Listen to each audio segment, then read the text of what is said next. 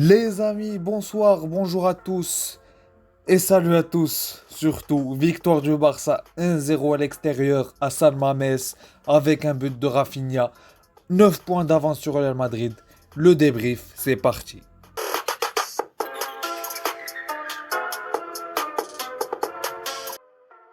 Donc les amis, pour parler un petit peu de la composition avant de passer à la première mi-temps et au débrief, on va parler un petit peu de la composition. Je vous l'affiche à l'écran. Donc presque pas de surprise les gars, c'était ma composition idéale à un joueur près. Donc c'était Kessié n'était pas sur le terrain, sur la feuille du match. C'était Ferran Torres qui était à sa place. Donc on a vu un 4-3-3. Cette fois-ci pas avec un milieu à 4 mais avec un milieu à 3. On commence par les buts, bien sûr classique Ter Stegen en défense centrale, vu que Ronald Araujo est suspendu.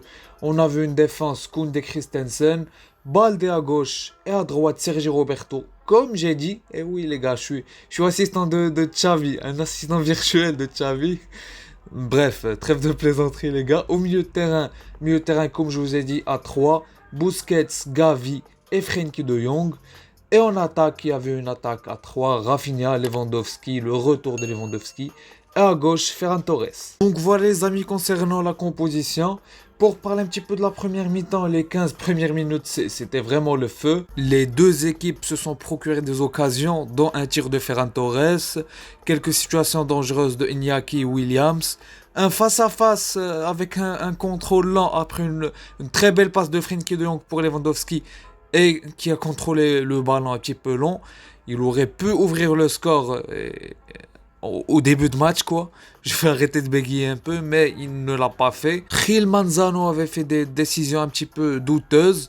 Je vous rappelle une faute sur Frenkie de Jong, mais il a donné le ballon à l'Athletic Bilbao. Donc c'était un petit peu étonnant parce que ça méritait même un carton jaune. Donc ouais, un petit peu étonnant de la part de Gil Manzano. Mais on n'est pas surpris. Avant de continuer le débrief les gars, on va parler un petit peu de l'ambiance à San Mamés. Incroyable. Vraiment incroyable l'ambiance. La pelouse aussi. Elle est tout autant incroyable, voire plus. Vraiment magnifique de jouer contre de telles équipes qui jouent au football. Contrairement à la plupart des équipes qui jouent contre nous et qui parquent le bus, là, ça fait vraiment plaisir, même si c'est une équipe de Ernesto Valverde. Vous connaissez le football 4-4 de Bloc Baito, mais là, il fait vraiment du bon travail à l'Athletic Bilbao, et ça fait plaisir de jouer contre des équipes qui jouent au football. Au bout d'un moment, les gars, on a vu une action incroyable vers la 22e minute, un truc comme ça. Gavi, les gars, quel joueur, Gavi, vraiment. Qui ne l'aime pas? Qui supporte le Barça et qui n'aime pas Gavi? C'est vraiment impossible. Il tacle le ballon de sa tête alors que le joueur du Bilbao, il met son pied. On meurt, les gars, vraiment, on meurt pour avoir des joueurs comme ça. Il y avait beaucoup d'approximations techniques sur cette première mi-temps, les gars, du côté du Barça, et surtout du côté du Barça, mais aussi du côté de l'Athletic Bilbao. Et heureusement, parce que c'était compliqué vers la 30e minute, il y a eu une tête de Raúl Garcia. Il veut pas mourir, lui. C'est un ancien, lui. Il est toujours là. Bref, il veut pas lâcher. Donc, je disais qu'il y avait beaucoup d'approximations techniques. C'était compliqué, on avait vraiment les occasions de sortir les ballons et d'essayer d'être un petit peu propre techniquement, mais ça n'était pas au rendez-vous. On sentait que physiquement c'était bien, la semaine de repos a vraiment fait du bien comme l'a dit Rafinha, mais techniquement il y avait beaucoup de déchets. Donc voilà, en ce qui concerne cette première mi-temps. Et en tout cas, les gars, la tête de Raúl Garcia sur la barre, ça nous a bien réveillés. Que les amis, pour finir concernant la première mi-temps, on a enfin eu le pied sur le ballon et on a réussi à contrôler le match et le rythme et le tempo du match à la fin de la première mi-temps. Il y a eu un petit temps faible de l'Athletic Bilbao et on a su bien sûr poser le pied sur le ballon parce que c'était vraiment compliqué. Mais le seul point négatif, c'est que on n'arrivait pas à vraiment être très dangereux, à part sur quelques situations bien sûr. J'ai trouvé que le défenseur de Bilbao ont été vraiment incroyables. sur toutes leurs interventions, t'avais l'impression que c'était la charnière du AC Milan Prime avec Nesta Maldini. Donc c'était vraiment n'importe quoi. Il réussissait tout ce qu'il faisait. Donc ouais, c'était compliqué. Finalement, les amis, avant la fin de la première mi-temps, le Barça ouvre le score après un but de Rafinha du pied droit. Décidément, Rafinha, il est vraiment décisif ces derniers temps, malgré qu'il n'est pas fou et flamboyant dans le jeu, mais il est décisif et ça, c'est excellent, c'est très bien vu la situation dans laquelle nos ailiers sont. C'est très compliqué et Rafinha nous aide vraiment beaucoup. Donc l'action, c'est Busquets qui fait un petit peu des feintes de corps et qui envoie le ballon à Rafinha. Viviane, je pense que c'était Viviane, le défenseur de l'Athletic Bilbao, pardon, je commence à bégayer. C'est lui qui couvrait leur jeu grâce à un appel de Gavi. Donc Gavi, c'est lui qui permet à Rafinha de ne pas être hors jeu parce qu'il attire le numéro 24 là avec lui. Je pense pas que c'est Viviane, mais voilà, c'est le numéro 24. Busquets donne le ballon à Rafinha. Rafinha qui finit pied droit, qui a juste avant et qui finit pied droit. 1-0 pour le Barça avant la fin de la première mi-temps et ça fait beaucoup de bien.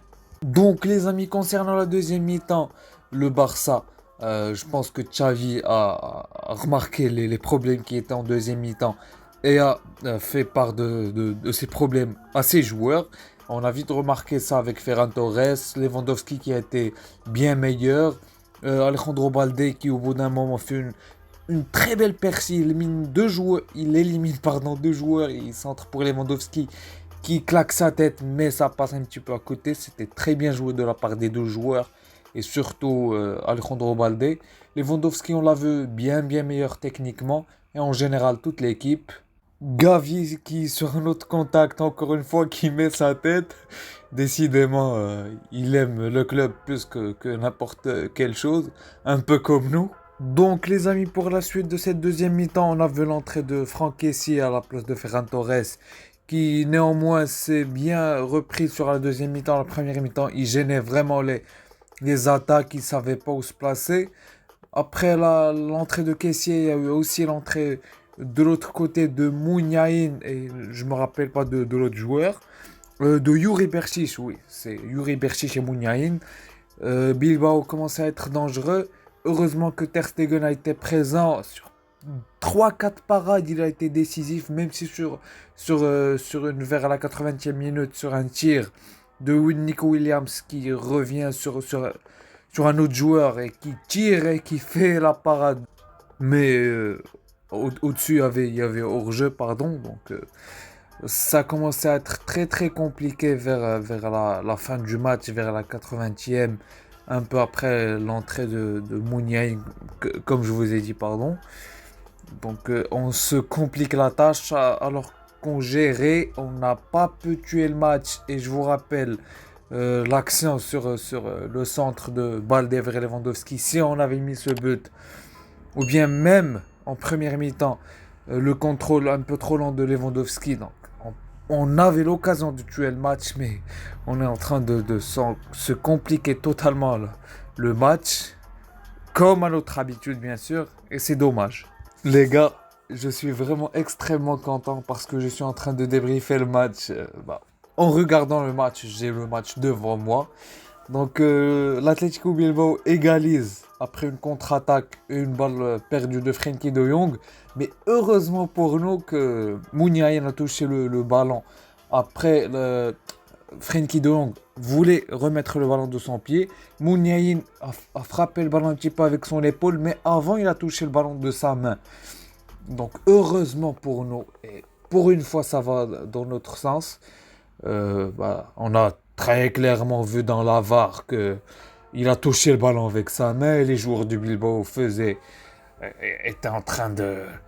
Voilà, vous avez compris, ils étaient en train de crier au scandale alors qu'on voit en 4K devant nous, les joueurs sont en train de soulever leurs mains comme ça, ils crient au scandale alors que tout le monde a vu dans la VAR qu'il y avait main. Bref, on s'en bat les couilles. Et malheureusement les gars, Gil Manzano a rajouté 7 minutes et je pense à raison parce que c'était à peu près le temps qui a été perdu.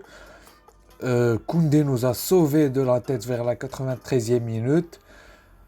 On stresse jusqu'au bout. Là, je suis en train de faire le débrief, les gars. Comme je vous ai dit, je fais le débrief en même temps que je regarde le match. Comme ça, j'essaie de retenir un maximum d'actions et pas vous faire un débrief juste comme ça. Je parle juste comme ça, quoi. Bref, vous m'avez compris. Là, l'Atlético Bilbao, pardon, sont en train de pousser de fou. On a eu l'entrée de Alarcon à la place de Gavi vers la 94e. C'est un changement anecdotique, bref, pour faire perdre du temps. 1-0, donc victoire des plus petits des scores. Comme à notre habitude, cette saison, c'est la 9e victoire de 1-0 du Barça et c'est la première fois de notre histoire qu'on fait cet exploit. C'est un record, hein. Vaut mieux, comme l'a dit Valverde avant le match, vaut mieux gagner 1-0 que de perdre 1-0. Donc, il a raison. Donc voilà les amis, victoire 1-0 grâce à un but de Rafinha. 9e victoire du Barça, comme je vous l'ai dit, cette saison 1-0. On reprend 9 points d'avance sur le Real Madrid. On prend cette victoire, vraiment, on prend cette victoire.